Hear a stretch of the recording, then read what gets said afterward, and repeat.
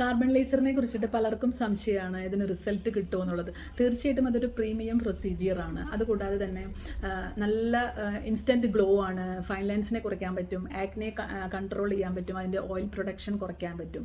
അതുപോലെ തന്നെ എന്താ പറയുക, ഒരു ബ്രൈറ്റനിങ് കിട്ടും.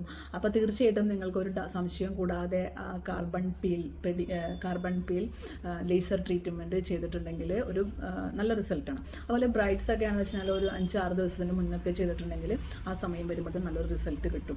അതുപോലെ ഹോം കെയർ ഇമ്പോർട്ടൻ്റ് ആണ് കേട്ടോ. പിന്നെ അതുപോലെ കൂടുതൽ വെയിൽ കൊള്ളാൻ പാടില്ല. ഹോം കെയർ ആയിട്ട് നിങ്ങൾക്ക് face wash, moisturiser, sun protection ഇതും യൂസ് ചെയ്തിട്ടുണ്ടെങ്കിൽ ഒരു സിറ്റിങ്ങിൽ തന്നെ റിസൾട്ട് കാണാം.